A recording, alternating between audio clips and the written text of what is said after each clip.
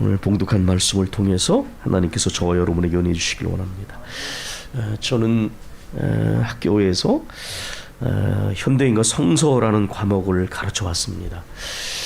그리고 이제 과목이 개편이 돼서 인문학과 성서라는 과목을 근본학기부터 가르치고 이제 마지막으로 재수강하라는 이제 친구들에게 현대인과 성서를 가르치는데 아마 제가 가장 오랫동안 가르치는 과목입니다.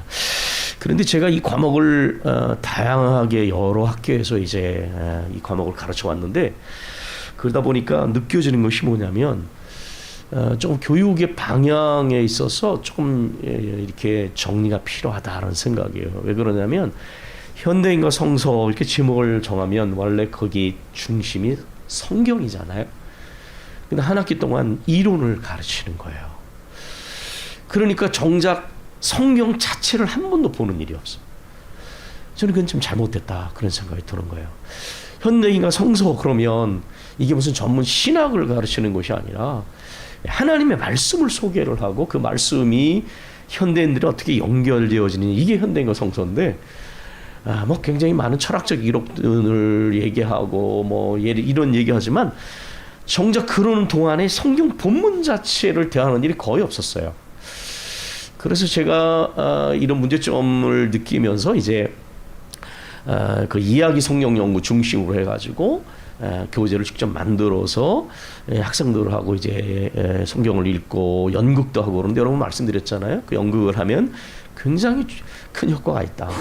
한 50번 읽은 효과가 있다는 거예요. 왜냐하면 성경이 기록되기 전에 사건이 있었는데 그 사건이 문자로 기록이 되면 원래는 그런 게 아니지만은 이해를 못하면 딱딱하게 죽어있는 단어가 돼요. 근데 그것을 이렇게 연극을 하게 되면 역할극을 하게 되면 이게 사건으로 재현이 되는 거예요. 재현이 되면서 동시에 내가 거기 현장에 참여하게 돼요. 내가 그 역할을 맡았기 때문에 또는 뭐 청중으로 참여하게 되면 참여하면서 이 본문이 우리의 삶에 어떻게 연결이 되는가가 다가오는 거예요. 그래서 사실은 제가 우리 교회에서도 연극을 몇 번 했지만 그 연극을 한 본문은 믿지 않는 아이들도 잊어버리지 않습니다. 한 2번 그냥 즉흥극을 하는데도요. 나중에 한번 시험을 볼 때면 다 그 내용을 기억하고 있어요. 근데 제가 그걸 이론으로 설명하면 애들 절대 기억 못합니다. 듣지도 않아요. 그런데 그 연극을 하고 나면 이제 애들이 그 내용을 기억을 하는 거예요. 제가 이번 학기에도 이제 그렇게 뭐 연극을 충분히 하지 못했지만 이 본문도 얼마 전에 다뤘습니다. 용서의 복음 그래가지고 이 본문을 이제 다뤘어요. 그래서 이제 연극도 했네요. 연극을 하고 했는데 그 연극을 하고 나니까 이게 나는 불교 신자고 나는 기독교 신자가 아닌데 그러다가 이 본문의 의미를 이렇게 깨달아가고 그 다음에 우리 삶에 연결되니까 굉장히 흥미있게 듣습니다. 그러니까 절대로 믿지 않는 아이들이니까 성경을 재미없을 거다 그렇게 생각하시면 안 되고 어떻게 전달을 하느냐가 굉장히 중요하고요. 만약에 그게 우리 삶과 전혀 상관이 없으면 그 말씀을 이해할 수가 없지요. 하나님께서 인간의 삶에 필요해서 말씀을 주신 거잖아요. 그래서 이제 이 본문을 가지고 제가 이제 연극을 하고 그리고 이제 항상 3단계 질문을 던집니다. 우리 주보에도 조금 이렇게 글자가 작아서 그거에 대해서 이제 몇 번 얘기했어서 어떻게 할까 생각했지만 사실은 이제 그게 제가 교재를 만들 때 순서예요. 엄밀히 말하면 이제 5단계입니다. 이 본문을 다루기 전에 예를 들면 용서에 관한 주제 그러면 삶에서 용서에 관한 이야기를 짧게 나누고 대개 한 30초씩 그러면 한 3분에서 5분을 나누고 이제 그 다음에 그 본문을 이제 연극 같은 걸로 한번 읽은 거죠. 그리고 이제 3단계 질문을 던집니다. 이제 관찰해서 본문이 무엇을 말하느냐. 그건 아주 믿지 않는 친구들도 다 쉬워요. 왜냐하면 본문을 자세히 관찰하면 그 내용을 다 이해할 수 있거든요. 그런데 그 눈으로 읽는 성경을 넘어서서 마음을 읽는 성경, 본문이 무엇을 말하거나 해석을 하면 그때는 크리스찬들도 어려워요. 금방 대답을 했지만 무슨 뜻이냐 그러면 그때부터 어려워집니다. 우리 한국 교인들이 주로 첫 단계 공부에서 멈춘 경우가 되게 많더라고요. 그냥 성경이 뭘 말하느냐 여기까지는 잘 아는데 무슨 뜻이냐 그러면 거의 대답을 못 하세요. 신앙생활을 오래 하신 분들도 의미를 물으면 대답을 잘 못 하시는 경우가 많습니다. 그리고 이제 세 번째 단계가 몸으로 읽는 성경. 그래서 이 본문이 우리에게 어떤 것을 어떻게 살라고 말씀하시는가 이렇게 말씀을 단계별로 이렇게 다루는 것. 한번 제가 두 단계까지 한번 질문한 거를 여러분에게 한번 이렇게 말씀드려 볼게요. 오늘 본문에 보면 예수님이 처음에 어디로 가셨죠? 그러면 우리는 예수님이 감람산으로 가셨다라는 걸 알게 되죠. 언제 그것을 떠나셔서 어디로 가셨습니까? 아침에 감람산을 떠나셔서 성전으로 들어오셨어요. 그곳에서 무엇을 하셨습니까? 백성들이 나왔기 때문에 백성들을 앉아서 가르치셨다. 그러고 있는지 어떤 일이 생겼습니까? 갑자기 소란스러워지더니 서기관과 바리새인들이 가늠하다가 현장에서 붙잡힌 여인을 데리고 와서 백성들과 예수님 사이에 세우고 이제 예수님께 질문을 하는데 그 질문의 내용은 선생이요. 이 여자가 현장에서 가늠하다 현장에 붙잡혔는데 모세 율법에 의하면 이런 여자는 돌로 치라 했습니다. 선생님은 어떻게 하겠습니까? 그 의도, 이런 질문한 의도가 무엇입니까? 예수님을 시험해서 고발할 빌미를 얻고자 했다. 그렇게 말했습니다. 이 질문했을 때 예수님이 어떻게 반응하셨습니까? 독특한 것은 전혀 예상치 못한 행동을 하셨습니다. 대답을 하신 것이 아니라 예수님께서 허리를 굽혀서 무언가를 쓰셨습니다. 그 장면을 보는 서기관과 바리새인들은 예수님을 계속 윽박지르죠. 빨리 대답하시오. 뭐 그런 식으로 예수님에게 추궁하듯이 했습니다. 예수님께서 그 다음에 하신 말씀과 그 말씀의 행동이 무엇입니까? 예수님께서 일어나시더니 너희 중에 죄 없는 자가 이 여자를 돌로 쳐라 이렇게 말씀하시고 그리고 다시 예수님께서 땅을 몸을 굽히셔서 뭔가를 쓰셨습니다. 이런 예수님의 말씀에 대해서 여기 있던 사람들의 반응이 무엇입니까? 젊은이로부터 나이 든 사람까지 한 사람 한 사람씩 양심의 가책을 받아서 거기를 슬그머니 부끄럽게 떠났다라는 것. 그리고 여자와 예수님만 남았을 때 예수님께서 질문하시죠. 여자에게. 여자여, 너를 고발하던 이들이 어디에 있느냐? 아무도 없습니다. 나도 너를 정죄하지 아니하노니 가서 다시는 죄를 범하지 말아라. 이게 이제 관찰 질문과 대답입니다. 여러분 정말 쉽죠, 그죠? 그런데 이제 의미를 묻는 것입니다. 이 감람산이 어떤 산입니까? 예수님이 습관을 쫓아 가신 산입니다. 감람산은. 그렇죠? 예수님께서는 여기서 쉬기도 하시고 기도도 하시고 제자들과 모임을 갖기도 하시고 습관을 쫓아 가신 감람산, 변화산, 이것이 바로 감람산입니다. 이 여인에 대한 서기관 바리새인들의 율법에 따른 요구 있잖아요. 가늠하다 현장에 붙잡힌 사람은 돌로 쳐 죽여라. 이 율법에 대해서, 이 율법 조항에 대해서 예수님이 하신 처분, 예수님의 처분을 한번 우리가 생각해 보자. 그러니까 예수님이 굉장히 대답하기 어려운 질문을 한 겁니다. 왜냐하면 만약에 모세율법대로 돌로 쳐라 그러면 예수님은 사랑과 용서를 선포하신 분인데 스스로 말씀하신 것을 무너뜨리게 되죠. 그러나 용서해라, 용서해야지 그러면 당시의 최고의 법이었던 이 율법을 어기는 것이 돼서 정말 그야말로 서기관 바리새인들의 그 그물에 걸려들게 되는 거예요. 그러니까 이것은 진퇴양난식의 질문을 던진 거죠. 예수님이 왜 직접적인 대답 대신 그런 행동을 취하셨을까요? 그리고 땅바닥에 뭐라고 쓰셨을까요? 이 두 번째 질문에 대해서는 어떤 목사님이 반은 농담처럼 그렇게 말했습니다. 우리가 알고 있는 유행가 가사 중에 과거를 묻지 마세요 라고 하는 게 있는데 예수님의 성품상 아마도 과거를 묻지 마세요 그렇게 썼을 것이다.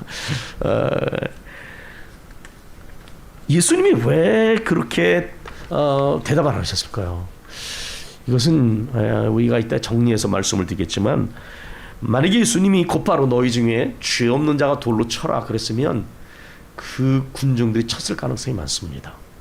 왜냐하면 저희가 이 역할극을 할 때 나머지 학생들을 이 엑스트라처럼 청중으로 쓰거든요. 그럼 만약에 수군거려 그러면 거기 앉아있는 학생들이 한마디를 해야 됩니다. 수군 한다든지, 아니면은 여기에서는 이제 이 여자가 가늠하다 현장에 붙잡혔는데 그러면 앉아있는 모든 학생들이 벌떡 일어나서 아니 이걸 해야 돼요. 그리고 모세율법에 이런 자는 돌로 치라 그러면 그 말을 하는 순간에 모두가 굽혀가지고 뭔가 돌을 드는 흉내를 내야 돼요. 왜냐하면 그래야 이해를 하거든요. 자, 그러면 여러분이 이제 짐작을 하실 거예요. 그 당시에 이 모세의 법에 익숙한 사람들에게 이런 일이 지금도 중동에서 일어나잖아요. 명예살인, 인격살인이라 그래서 오히려 피해자를 돌로 쳐 죽이고 살인을 하잖아요, 가족들이. 그러니까 이 예전에 2000년 전에 이런 일들은 익숙한 거예요. 이게 벌써 이 고대로부터 내려온 거니까. 그러니까 그 무리들이 흥분하고 아마 뭔가를 집어들라고 했을 때에 그 상태에서 너희 중에 죄 없는 자가 돌로 쳐라, 예수님 그렇게 말씀하셨으면 아마 돌로 쳤을 가능성이 많아요. 종종 사람들이 모인 것은 차분하지 않거든요. 그러니 예수님이 전혀 엉뚱한 행동을 하시죠. 대답하지 않으시고 뭔가를 굽히시니까 흥분한 이 군중들의 시선을 예수님께로 돌리시고, 어떤 면에서 가늠하다 현장에 붙잡힌 여자가 중심처럼 보이지만 시선을 돌리시고, 그리고 전혀 어떤 이성적이지 못할 만한 상황에서 예수님이 예상치 못한 행동을 하셨어. 그리고 일어나셔서 너희 중에 죄 없는 자가 돌로 쳐라 이렇게 말씀을 하시고 다시 땅바닥에 셨다. 이 교육학이나 심리학을 하는 분들이 이게 굉장히 고도의 심리적인 이게 지혜로움이다 그렇게 말하지 않습니까? 여러분, 왜냐하면 가까운 관계에서도 말 한마디 때문에 엄청난 일이 생깁니다. 그렇지 않습니까? 교도소에 가 있는 사람들 중에 굉장히 큰 죄를 저진 사람도 있을지 모르지만 그 순간적인 화를 참지 못하고 말 한마디에 격동을 시켜가지고 사람을 죽이고 다치는 게 굉장히 많습니다. 사실 이 말이라는 게 굉장히 어려운 거예요. 근데 예수님께서는 이런 모든 것을 정확히 파악하신 거예요. 그러니까 이제 이 전혀 예측하지 못한 행동을 2번씩이나 하셨다는 거. 그리고 이제 그러고 나서 그들이 양심의 가책을 받아서 떠나고, 그 여인을 향해서 이제 둘만 남았을 때 그 사람들이 어디 갔냐, 나도 너를 정죄하지 않으니 다소 가시는 죄를 범하지 말아라 이렇게 말씀하셨다. 이것은 뭐냐면 예수님께서 이 여인이 죄의 습관을 끊어버리지 못하고 다시 옛날로 돌아간다면 이 여인은 아마 반드시 죽게 될 거예요. 그러니까 그를 용서하지만은 그러나 새로운 삶을 살아라 라고 하는 그러한 당부를 지금 하시는 걸 보게 되죠. 이 본문을 아주 재미있게 공부하는 방법 중에 하나는 오감을 통한 공부라고 합니다. 이건 성경 공부의 아까 말한 재현하는 스킬 중에 하나인데, 아침 시간에 코에 뭐가 느껴집니까? 그럼 당연히 아침 시간에 서늘한 공기와 이런 것들이 느껴지겠죠. 무엇이 눈에 보입니까? 집중해서 예수님 말씀을 귀를 기울이는 사람들의 모습. 또 어떤 소리가 들립니까? 조용해졌을 때 안 들리는 소리가 크게 들리죠. 사람들이 옷깃 스치는 소리, 그 다음에 아이들이 칭얼거리는 소리, 예수님의 잔잔한 음성 이렇게 들려줍니다. 그렇게 하면서 또 여인에게 왔을 때 그 여인의 얼굴 표정이 어떻습니까? 극도의 공포와 수치스러움에 사로잡힌 얼굴. 그 여인이 만약에 맛을 느낀다면 어떤 맛을 느낄까요? 수치스럽고 두려웠을 때 사람은 입술이 바짝바짝 마를 겁니다. 아마 시고 쓴 침의 맛이 느끼지 않겠어요? 이렇게 이것은 물론 하나의 인간적인 스킬이지만은 그런 식으로 해서 그 오감을 통해서 그 본문을 상황을 최대한 이렇게 재현해 보는 거예요. 이게 이제 성경 공부를 하는 다양한 방법 중에 하나입니다. 자, 이제 학교에서 이렇게 하고 이제 그 다음에 적용을 해 나가는데요. 저는 오늘 이제 위대한 스승 예수 그리스도, 여기에 사실은 가장이라는 단어가 들어가야 맞습니다. 가장 위대한 스승 예수 그리스도. 오늘이 스승의 주일인데요. 저는 네 가지 학교가 굉장히 중요하다고 생각하고 작년에 그런 설교를 했습니다. 이 네 가지 학교가 같이 가야 돼, 반드시. 그게 뭐냐? 첫 번째로는 가정이라는 학교입니다. 가정이라는 학교가 건강해야 정서적으로, 신앙적으로 바르게 크게 돼요. 사실은 학교 교육은 세상 어떤 공적인 교육은 학교의 방치 아니 학원의 방치하고, 그리고 또 교회 교육은 신앙 교육은 교회 방치해서는 안 됩니다. 성경적인 거는 모든 교육의 중심은 가정이에요. 그래서 우리 청년부에서도 그걸 위해서 계속 기도하는 거예요. 행복한 가정, 신앙의 가정을 부부가 이루어야 거기서 아이들이 정서적으로, 신앙적으로 잘 크는 거예요. 첫 번째로는 가정입니다. 두 번째로는 모든 빈부격차 상관없이 공적인 교육이 살아야 됩니다. 학교가 학원화되는 거, 이건 정말 잘못된 거야. 가난하거나 부유하거나 평등한 조건을, 그러한 어떤 삶을 살아갈 준비를 해주는 것은 교육 위에는 없는 거예요. 가난하다고 그래서 학교를 가지 못하거나 대학을 가지 못하는 일이 일어나지 않습니다. 저는 제대로 만약에 행정 낭비, 쓸데없는 자원의 분배만 이루어지지 않는다면 대학생들까지 다 그 등록금 줘도 우리나라 괜찮아요. 정권이 바뀌면 1급 공무원 다 잘리고 행정 다 뒤집어지잖아요. 어마어마한 무슨 자원 얘기해가지고 천문학적인 돈, 또 무슨 큰 회사 망해가지고 공적 자금 투자하고, 그런 돈들만 해도요 충분히 교육할 수 있어요. 그건 공산주의가 아니에요. 학교가 살아나야 돼요. 학교가 학원 되는 건, 이건 정말 아주 불행한 거예요. 교육하기 어려우니까 애를 안 낳는 거예요. 교육 문제를 평등하게 간다면 애 낳아서 저는 5가지는 낳으라고 싶어요. 정말 아이를 낳을수록 행복한 거예요. 세 번째로는 이 세상이라는 학교입니다. 이게 사람들이 이 중요성을 모르는데요. 여러분, 이 사회는 일생 동안 지속되는 학교예요. 기성세대가 어떻게 살아가는지의 모습이 그대로 후세대에게 전달돼요. 외국인들도 우리나라에 오니까 길거리에서 핸드폰을 하더라고요. 그 나라에서는 절대 그러지 않았을 사람들이에요. 이 문화라고 하는 학교, 이 사회라는 학교는 나이 먹은 사람들도 영향을 받고 젊은 사람들 영향을 받아요.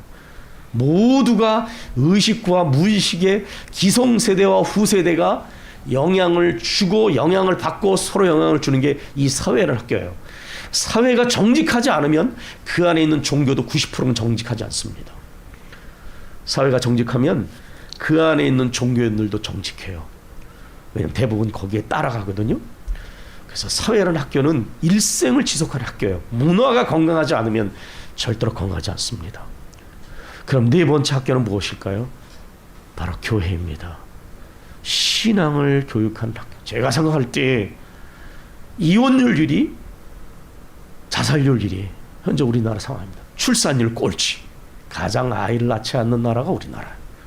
가장 이혼 많이 하는, 가장 자살률 높고, 가정이 무너지고 학교의 공교육이 무너졌다고 말한 지가 바로 오래전입니다. 사회에 수많은 흉악한 범죄가 일어납니다. 여러분, 이 상황에서 무엇에 희망을 걸겠어요? 저는 교회이고 신앙교회라고 생각해요.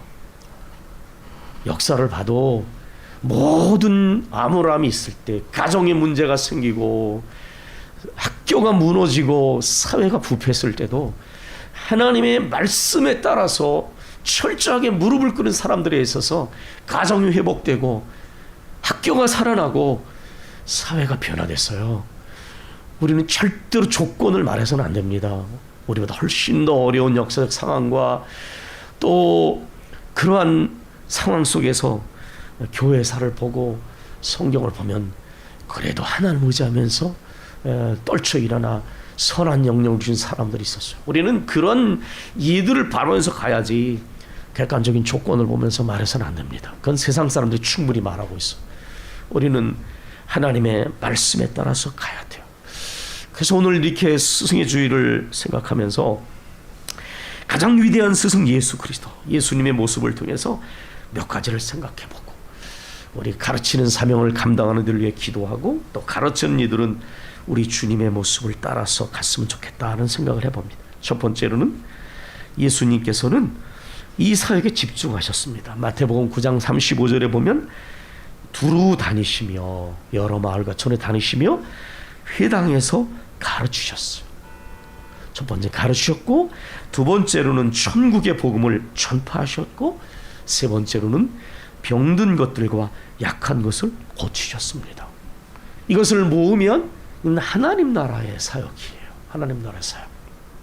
예수님께서는 하나님 나라 사역에 집중하시면서 가르치시고 천국의 복음을 전하시고 병든 것과 약한 것을 고치시고 귀신을 쫓아내셨어요. 우리 교회도 또 가르치는 일도 예수님의 이 모습처럼 이 하나님 나라 중심의 사역들을 감당하도록 애를 써야 합니다. 두 번째로는 예수님께서는 오늘 본문에 나온 것처럼 그래서 성전에서 가르치시잖아요. 그렇죠? 그런데 그 가르치기 전에 어디 가셨어요? 감람산에 가셨습니다.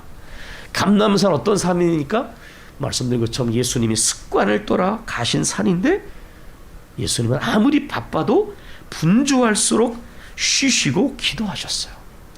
우리는 분주하면 두 가지를 생략합니다. 쉬는 걸 생략하거나 기도를 생략해요. 그런데 예수님은 너무 분주해서 그 전날 식사할 여유가 없으셨을 때도 어떻게 하셨느냐, 오히려 그 다음날 한적한 곳을 찾으셨어요. 그래서 예수님은 쉬기도 하고 기도도 하셨으며, 예수님에게는 저는 이렇게 믿습니다. 예수님에게는 쉼과 기도가 분리되지 않으셨어요. 여러분, 기도를 하시면 스트레스를 받으십니까? 아니요. 오히려 기도할 때 우리가 눌려있던 마음, 우리가 짊어진 모든 짐들을 주님께 내려놓는 순간인데 오히려 쉼이 생겨야 맞지 않나요? 우리는 심리적 필요가 있다는 걸 압니다. 아무리 자도 피곤합니다. 왜? 내가 희망이 없고 목표의식이 결여되어 있고 뿐만 아니라 여러 가지 스트레스가 눌려 있으면요, 많이 자도 피곤해요. 근데 우리가 하나님께 엎드려서 기도하게 되면, 내려놓고 맡기게 되면, 주님이 주시는 소망이 회복되고 평화가 회복되면요, 우리가 기운이 나요. 우리 크리스찬들이 이해할 수 있어요. 세상 사람들은 등산을 가고 잠을 많이 자는 게 쉼이고, 우리도 그렇게 하는 것도 어느 정도 쉼이 돼요. 그러나 완전하지 않아요. 주님이 주시는 희망이, 주님이 주시는 평안이 우리 안에 있으면 우리 어찌 않으면 피곤하다고요. 그러니까 우리 주님이 우리에게 보여주신 두 번째 모범은 이렇게 습관을 쳐서 감람산에 가셔서 쉬시고 기도하신 거예요. 우리는 분주하기 때문에 이 두 가지를 생략을 해요.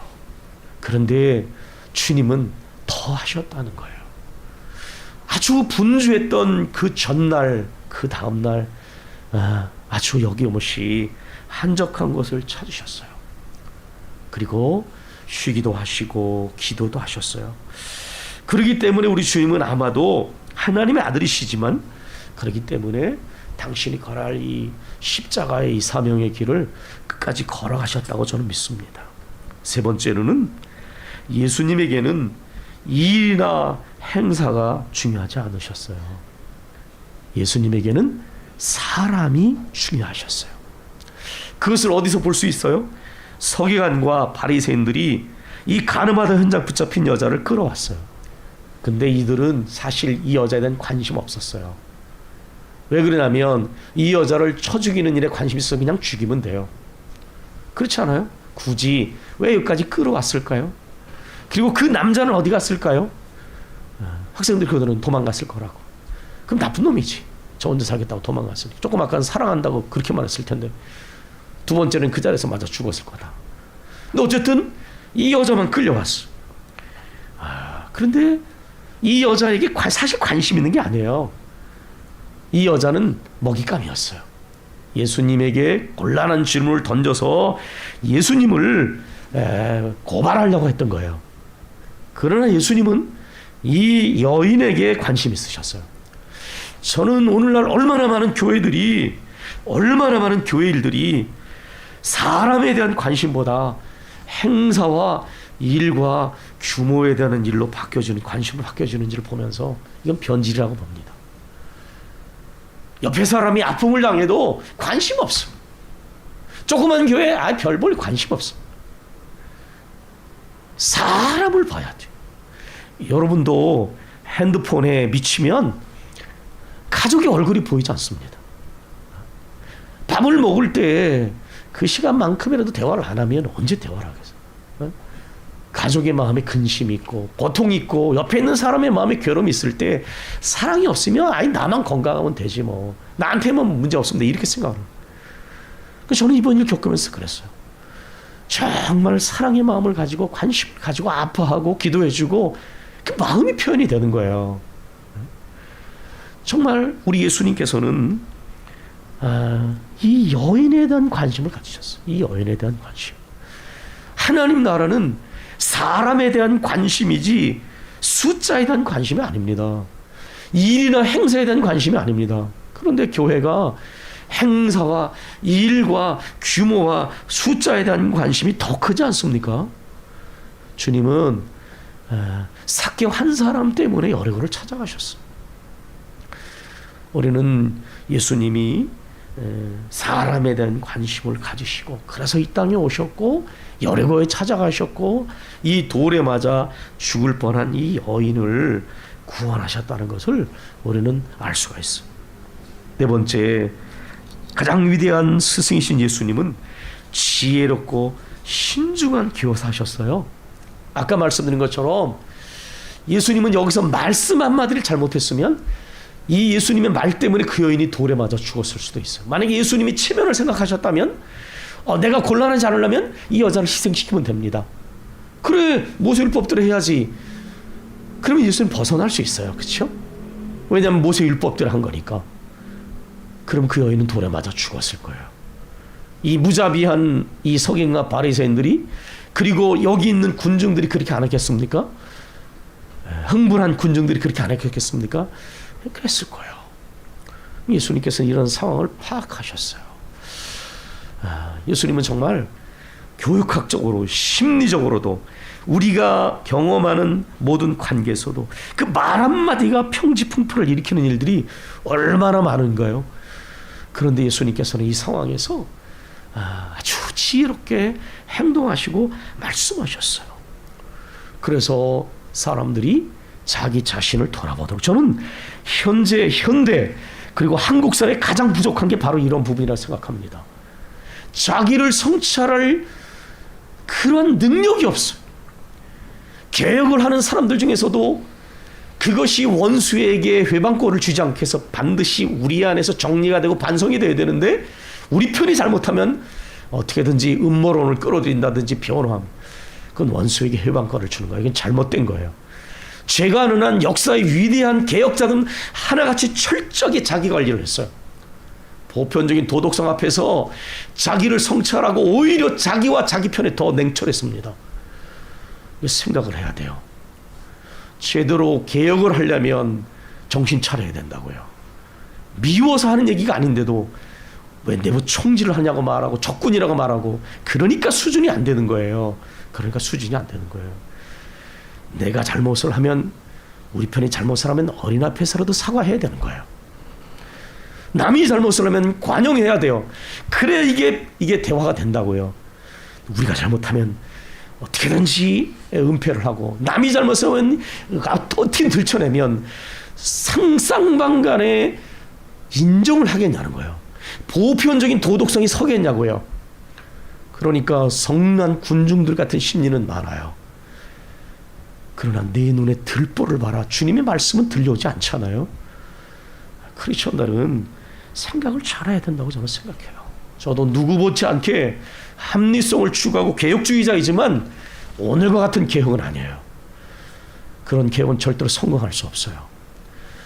하나님의 말씀 앞에서 겸허하고 진실하고 자기 성찰 능력을 가지고 크리스찬 개혁가들이 좀 많이 일어났으면 좋겠다. 좀 생각하는 이유가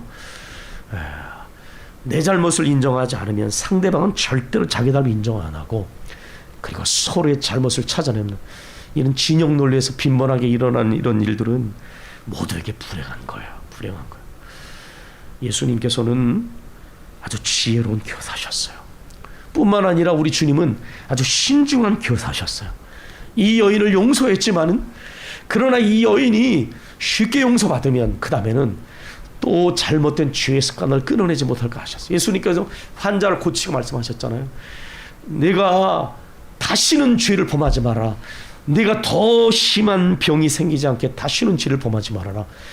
예수님은 분명히 경고하셨어요. 제가 용서를 이야기할 때 몇몇 학생들이 이렇게 고백을 했어요. 교수님, 용서하는 거 어렵지 않아요. 그런데 실제로 용서가 어려운 이유는 제가 용서를 해줬는데 그 사람이 그걸 깨닫지 못하고 또 그런다는 거예요. 이 가까운 관계에서 그 굉장히 힘든 경험이더라고요. 한 번 만나고 끝난 일은 그냥 용서할 수 있어. 근데 문제는 용서를 하니까 그걸 너무 쉽게 생각하고 계속 잘못을 하고 계속 상처를 준다는 거예요. 이거 가까운 관계에서 굉장히 많이 일어나는 일입니다. 이 서로 이런 일을 많이 겪으니까 애들이 용서라는 것이 싫어서가 아니라 두려워지는 거야. 내가 용서를 하니까 상대방이 쉽게 생각하고 또 상처 주고 또 나쁘게 하고 그런다는 거예요. 예수님께서는 굉장히 신중한 분이셨어요. 군중에 자기 성찰을 하게 해야 필요해야 되는 것을 아시고 이렇게 지혜롭게 행동하실 뿐만 아니라 예수님께서는 이제 나도 너를 정죄하지 않으니 가서 다시는 죄를 범하지 말아라, 이렇게 말씀을 하시면서 새로운 삶을 살아가도록 당부하시는 것을 잊지 않으셨다.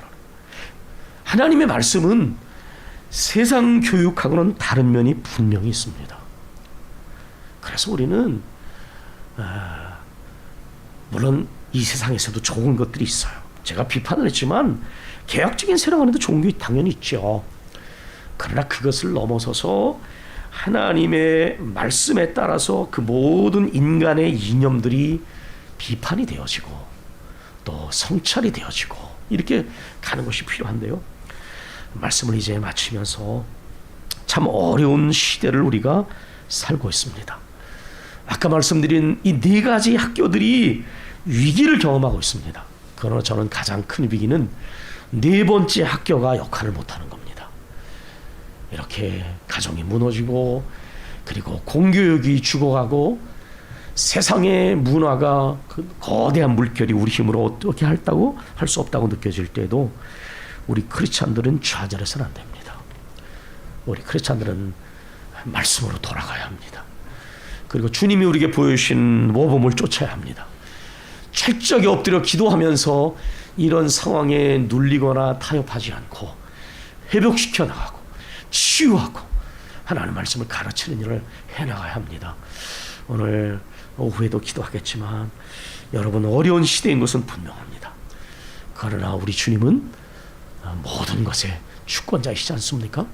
주님의 말씀을 의지하면서 우리 교회로부터 이러한 말씀 사역이 회복이 되어지고 그러므로 나머지 세 가지 학교를 살리고 변화시키는 역할을 우리 교회가 감당하는 꿈을 꾸면서 우리가 다시 한번 마음을 합해서 우리가 나아가기를 소망합니다. 우리 기도하겠습니다.